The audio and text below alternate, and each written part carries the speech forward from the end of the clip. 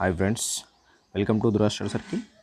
మనం daily current అఫైర్స్లో భాగంగా ఈరోజు March 3 current affairs and 4 current affairs చూస్తాం. ఈ మార్చ్ 3 వచ్చేసి మనకి వరల్డ్ వైల్డ్ లైఫ్ డే అని చెప్పి చూస్తాం. దీంట్లో థీమ్ వచ్చేసి మనకి connecting people and planet digital innovation in wild life conservation. ఇది మనకి థీము.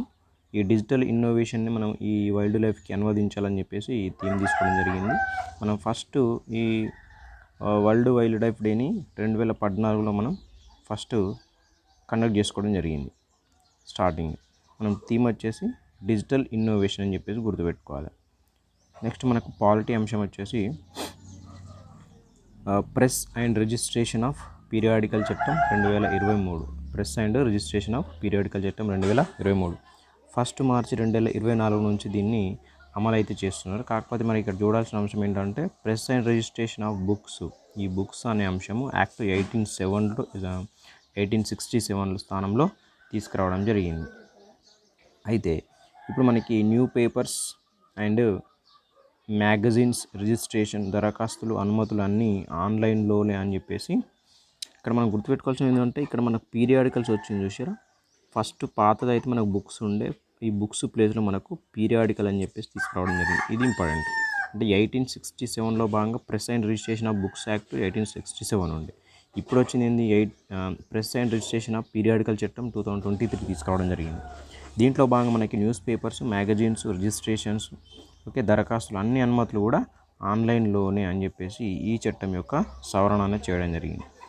అయితే దీంట్లో భాగంగా మనకి registrar of news papers for India బాధ్యతలను కూడా press registrar general of India కూడా ఈ కార్యాలయం అనేది నిర్వహించడం జరుగుతుంది. ఇంకొకసారి registration news papers for India బాధ్యతలను కూడా మనకి press registrar general of India కూడా నిర్వహిస్తుంది.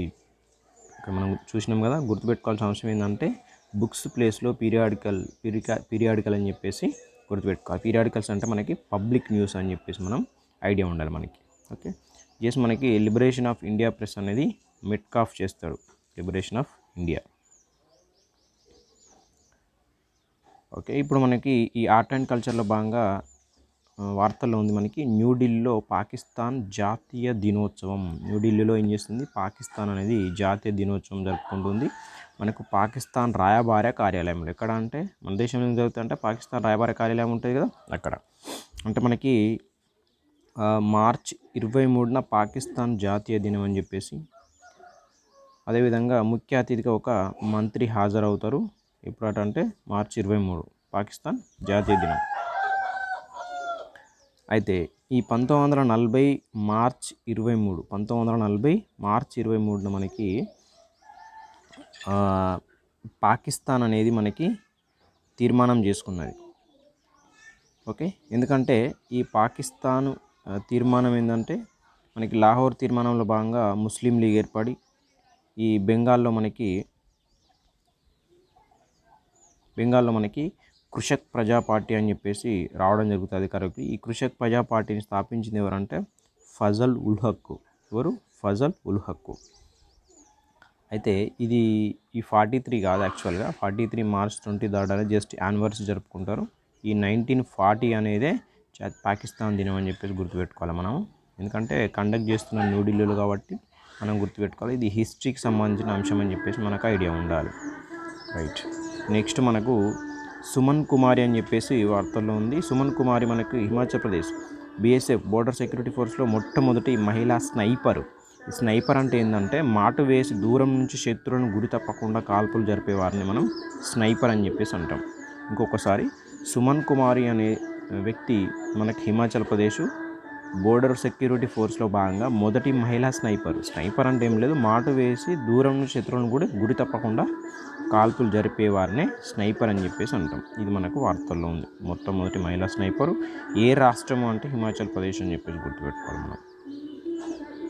రైట్, ఇప్పుడు నెక్స్ట్ మనకు MH-60R INAS 334 అనే వార్తల్లో ఉంది. ఈ MH-60R సీహాక్ మ్యారిటైమ్ హెలికాప్టర్. ఇది మ్యారిటైమ్ హెలికాప్టర్. MH-60R సీహాక్ అనేది మ్యారిటైమ్ హెలికాప్టర్ మనకి కమిషన్ చేయబడింది కాబట్టి వార్తల్లో ఉంది. ఇండియన్ నేవీ అనేది కమిషన్ చేయబడింది. ఎట్లా అంటే INAS 334గా. ఓకే, ఈ ఐఎన్ఎస్ గరుడ కొచ్చి, ఇది గుర్తుపెట్టుకోవాలి. ఎక్కడ అంటే ఐఎన్ఎస్ గరుడ కొచ్చిలో మనకి ఇండియన్ నేవీ అనేది INAS 334ని కమిషన్ చేయడం జరిగింది. MH-60Rని మనం INAS 334గా మార్చుకోవడం జరిగింది. అయితే ఈ MH-60R అనేది 24 MH-60R ఒప్పందం USA అండ్ ఇండియా చేసుకోవడం జరిగింది. ఏంటిది? MH-60R అనేది 24 MH-60R ఒప్పందం అనేది ఇండియా అండ్ USA చేసుకోవడం జరిగింది. దీన్ని రోమియోగా ఫేమస్ అంట. ఈ MH-60R అనేది రోమియోగా ఫేమస్. ఇది ఒకటి గుర్తుపెట్టుకోవాలి. మనం గుర్తుపెట్టుకోవాల్సిన INS గరుడ కొచ్చి కమిషన్ చేయబడింది INAS నేవీలో భాగంగా, ఇండియన్ నేవీలో భాగంగా. Next ocean grace. ఈ ఓషియన్ గ్రేస్ అనేది ఫస్ట్ స్వదేశీ STS tug developed by Cochin ship yard limited. Tug అంటే పడవలను లాగేది అని చెప్పేసి గుర్తుపెట్టుకోవాలి మనం. టగ్ అంటే పడవలను లాగేది. ఫస్ట్ స్వదేశీ ASTDS tug developed by Cochin ship yard limited. ఇక్కడ 60 tons బొల్లార్డ్ పుల్ టాగ్ ఇది అట. బొల్లార్డ్స్ అంటే అది ఎంత లాగుతుందని ఒక ప్రమాణము. 60 tons బొల్లార్డ్ పుల్ టగ్ ఇది. మనకి ఇంకొకటి ఏంటంటే 2030 వరకు 50% టగ్ గ్రీన్ టగ్స్ మనం చేసుకోవాలని చెప్పేసి మనకు టార్గెట్. ఇది ఇంపార్టెంట్. మళ్ళీ ఓషియన్ గ్రేస్ అనేది ఫస్ట్ స్వదేశీ ASTS టగ్ ఏది డెవలప్ చేసిందంటే కొచ్చిన్ షిప్ యార్డు. ఓకే, దీని కెపాసిటీ ఎంత అంటే 60 tons బొల్లార్డ్ పుల్ టగ్ అని చెప్పేసి మనం గుర్తుపెట్టుకోవాలి. Ocean grace, Cochin shipyard. Next marine robo. Marine robo మనకు వార్తల్లో ఉంది. IIT మండి, IIT పాలక్కడ్ అభివృద్ధి చేయడం జరిగింది. ఇది నీటి లోపల నిఘా కోసం పనిచేస్తుంటారు. మెరైన్ రోబో IIT మండి, IIT పాలక్కడ్, ఇది మనం గుర్తుపెట్టుకోవాలి. నెక్స్ట్ అవార్డ్స్ వచ్చేసి మనకి భారత్ బ్రిటన్ అచీవర్ అవార్డ్స్ అనేవి మనకి 2024 ఇవ్వడం జరిగింది. జోయా అఖ్తర్ సాహిత్యం సామాజికం, జోయా అఖ్తర్. నెక్స్ట్ షెఫ్ ఆస్మా ఖాన్ కళలు సంస్కృతి వినోద రంగం. భారత బ్రిటన్ అచీవర్స్ అవార్డు 2024 సంబంధించి జోయా అఖ్తర్ సాహిత్యం సామాజికం, షెఫ్ ఆస్మా ఖాన్ కళలు సంస్కృతి వినోద రంగం, అదొకటి. ఓకే, నెక్స్ట్ మనకు ఈ సోలార్ రూఫ్ టాప్ ఉంది కదా, PM సోలార్ రూఫ్ టాప్ సంబంధించి దానికి మార్గదర్శకాలు అయితే రిలీజ్ చేయడం జరిగింది. దాంట్లో భాగంగా మనం ఏదైనా భవనంపై ఏర్పాటు చేసిన సౌర విద్యుత్ సామర్థ్యం అనేది మనకి 10 kW లోపు ఉంటేనట విద్యుత్ పంపిణీ అంటే డిస్కౌంట్స్ ఉంటాయి కదా, అనుమతి అయితే అవసరం లేదట. ఓకే, అదొకటి. ఒకవేళ 10 kW మించితే మాత్రం డిస్కమ్కి దరఖాస్తు చేసుకొని 15 రోజుల్లో నిర్ణయం తెలపాలి. ఒకవేళ 15 రోజుల్లో నిర్ణయం తెలపకుంటే ఆటోమేటిక్గా మనకి అనుమతి లభించినట్లు మనం భావించడం జరుగుతుంది. అర్థమైంది కదా.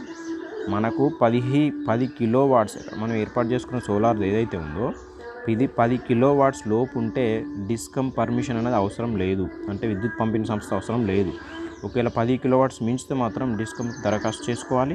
ఆ 15 రోజులలో వాళ్ళు పర్మిషన్ కనుక ఇవ్వకుంటే, ఏం నిర్ణయం చెప్పకుంటే ఆటోమేటిక్గా మనకు అనుమతి లభించినట్టు భావించాలి. ఇది మనకి ఆ సోలార్ రూఫ్ టాప్ సంబంధించిన మార్గదర్శకాలు.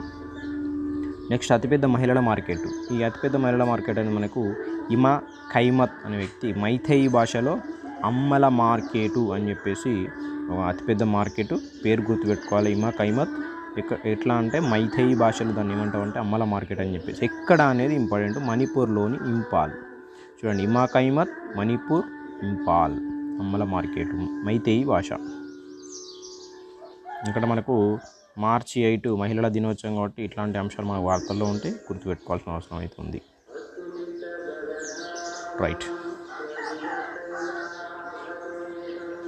రైట్ మనము 11,000 మందితో తైక్వాండో ప్రదర్శన ఎక్కడ నిజామాబాద్ జిల్లా గిర్రాజ్ కళాశాలలో 11,000 మంది మహిళలు విద్యార్థులు ఇండియా బుక్ ఆఫ్ రికార్డులో చోటు సంపాదించుకోవడం జరిగింది.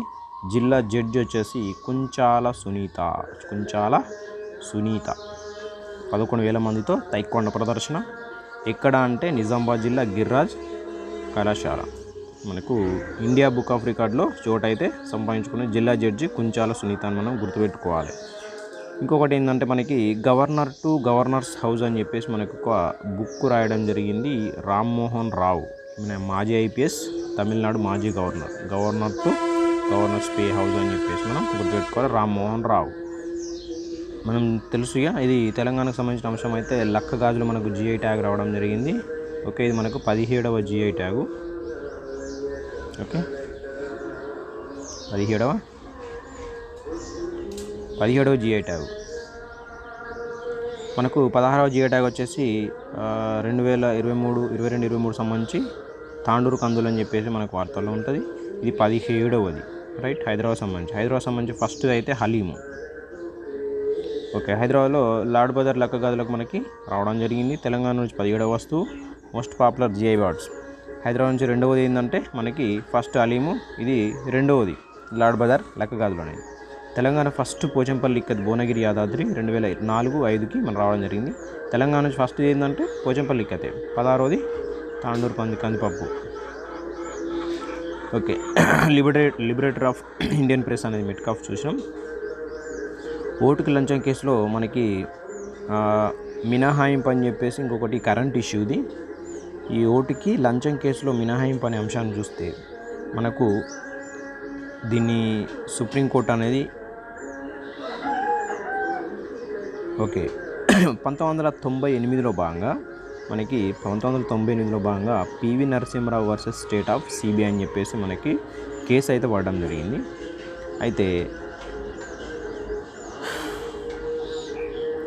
అయితే పార్లమెంట్ శాసనసభ్యుల్లో మనకి సభ్యులు ప్రసంగం చేయడానికి కానీ ఓటు వేయడానికి కానీ లంచం తీసుకొని దాని మీద నేర విచారణ ఎదుర్కొనే విషయంలో కానీ మనకి ఆర్టికల్ 1052 ప్రకారం అండ్ శాసనసభ అసెంబ్లీ అయితేనేమో 194 సబ్ క్లాస్ 2 ప్రకారం రక్షణ ఉంటుందని తీర్పు అయితే ఇవ్వడం జరిగింది. ఎప్పుడు 1988 PV Narasimha Rao versus state CBI అని చెప్పేసి ఏందట, ఒక సభలో మాట్లాడడం ప్రసంగం కానీ ఓటు వేయడం కానీ లంచం తీసుకుని చేస్తే ఆ నేర విచారణ ఎదుర్కొనే విషయంలో మాత్రం ఖచ్చితంగా రక్షణ ఉంటుంది. అది శాసనసభకు సంబంధించి. అంటే మనకి దీని ప్రకారం మనకు ప్రివిలేజెస్ అని చెప్పేసి, స్పెషల్ ప్రివిలేజెస్ అని చెప్పేసి ఉంటాయి మనకి. సభా హక్కులు, ప్రత్యేక సభా హక్కులు అని చెప్పేసి 105 సబ్ క్లాస్ 2 ఆర్టికల్ ప్రకారం మనకు పార్లమెంటుకు, 194 సబ్ క్లాస్ 2 ప్రకారం మనకి శాసనసభకి ప్రత్యేక సభా హక్కులు అని చెప్పేసి ఉంటాయి. అట్లా ఎలాంటి రక్షణ ఉంటుంది అని చెప్పేసి పాత తీర్పు. కానీ ప్రస్తుతం మరి ఈ జార్ఖండ్ ఎమ్మెల్యే సీతా సోరెన్ కేసులో హైకోర్టు అయితే తిరస్కరించింది. 2012 రాజ్యసభ ఎన్నికల్లో ఓటు కోసం లంచం తీసుకుందట. ప్రస్తుతం జార్ఖండ్ ఎమ్మెల్యే సీతా సోరెన్ అని మనం గుర్తుపెట్టుకోవాలి. ఎస్సీలో సవాల్ చేస్తే ఏమైందంటే 7 రాజ్యాంగ ధర్మాసనం అనేది మనకి ఏర్పాటు చేసుకొని సీతా సోరెన్ గుర్తుపెట్టుకోవాలి. అయితే ఈ సుప్రీంకోర్టు కేసు అనేది మనకి Sita Soren versus union of India 2019 case. ఇది Sita Soren versus union of India 2019. అయితే శాసనసభలో bribe for free speech vote విషయంలో మనకి 105 సబ్ క్లాస్ 2, 194 సబ్ క్లాస్ 2 ప్రకారం ఎటువంటి మినహాయింపు పొందరు అని చెప్పేసి అక్కడ మనకు పీవీ విషయంలో మాత్రం రక్షణ ఉంటుంది అని చెప్పేసి మనకు చెప్పడం జరిగింది. కానీ మనకు ఈ సీతా సోరెన్ విషయంలో మాత్రం ఎలాంటి తీర్పు అనేది పివి నరసింహారావు 19 కేసు కొట్టివేసింది. అప్పుడు సమర్థిస్తే ఇప్పుడు పివి కేసును కొట్టివేసింది, సీతా సోరెన్ కేసుని సమర్థించింది. అంటే సవాల్ చేసింది సీతా సోరెన్ కేసు అయితే మనకి. అంటే ఇక్కడ మనం అర్థం చేసుకోవాలి అంటే 105 ఆర్టికల్ అనేది sub class 2 and 194 article sub class 2 అనేది స్పెషల్ ప్రివిలేజెస్ కలిగి ఉంటుంది. బట్ దానికి రక్షణ మాత్రం ఉండదు. నేర నిరూపితం అయితే రక్షణ అనేది ఉండదు అని చెప్పేసి మనం గుర్తుపెట్టుకోవాలి. అయితే సుప్రీంకోర్టు ఈ తీర్పులో ప్రస్తావించిన సిద్ధాంతం ఏంటంటే మనకు ఇక్కడ సిద్ధాంతం దాగి ఉంది. డాక్ట్రిన్ ఆఫ్ స్టేర్ డెసిజ్ లేదా డాక్ట్రిన్ ఆఫ్ స్టేర్ డెసిజ్ లేదా రాష్ట్ర ప్రెసిడెంట్ అని చెప్పేసి మనం గుర్తుపెట్టుకోవాలి. Stand by decision and not disturb what is settled. Stand by decision and not disturb what is settled అంటే ఎలా ఉందో దానికి కట్టుబడి ఉండడం అని చెప్పేసి అర్థం ఇది ఇంగ్లీష్లో. అయితే మనకు సుప్రీంకోర్టు దీన్ని doctrine of stare decisis is not an inflexible, వంగనిది, రూల్ ఆఫ్ లా అని పేర్కొంది. అంటే ఇప్పుడు మనం ఏం చేసినాము, అక్కడ సమర్థించింది, ఇక్కడైతే సమర్థించాలి. అంటే నేరాన్ని మనము రక్షణ కల్పించాల్సిన అవసరం లేదు అని చెప్పేసి చెప్పడం జరిగింది. అంటే మార్చలేనిది కాదు, మార్చచ్చు. అయితే రాజ్యాంగంలో ఈ విధంగా ఉంటుంది ఆ డాక్ట్రిన్ అనేది. Doctrine of stare decisis is not an inflexible వంగనిది రూల్ ఆఫ్ లా అని పేర్కొంది. అంటే మార్చలేనిది కాదు అని చెప్పేసి పేర్కొనడం జరిగింది. అయితే డాక్ట్రిన్ ఆఫ్ స్టేర్ డెసిసెస్ రాజ్యాంగంలో మనకు ఆర్టికల్ 14లో కనిపిస్తుంది. సుప్రీంకోర్టు ప్రకటించిన తీర్పులు భారత భూభాగంలో అన్ని కోర్టులకు కట్టుబడి ఉంటుంది. తెలుసు మనకి, సుప్రీంకోర్టు ప్రకటించిన తీర్పులు ప్రతి ఒక్క కోర్టు అనేది కూడా మనం కట్టుబడి ఉండాల్సిన అవసరం అయితే ఉంది. ఓకే, ఇది మనకి Sita Soren versus union of ఇండియాకి సంబంధించి 2019 కేసు. ఓకే, దాన్ని అయితే సమర్థించడం జరిగింది. నెక్స్ట్ అభిజిత్ గంగోపాధ్యాయ మనకి కలకత్తా హైకోర్టు న్యాయమూర్తి రాజీనామా చేసి రాజకీయ ప్రవేశం కోసం అని చెప్పేసి అనౌన్స్ చేయడం జరిగింది. మనం ఇది ఎందుకు గుర్తుపెట్టుకోవాలంటే, ఇప్పుడు ఇట్లాంటి జడ్జీలు మనకి ఒక స్వతంత్ర వ్యవస్థ నుంచి రాజకీయ రంగ ప్రవేశం అంటే యాక్టివ్ క్రియాశీలక రోల్ కోసం రాజీనామా చేయడం.